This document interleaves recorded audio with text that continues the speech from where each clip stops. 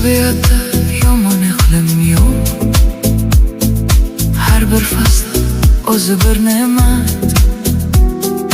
Yomg'irmi qor har faslni ham shukr bilan qabul qil faqat.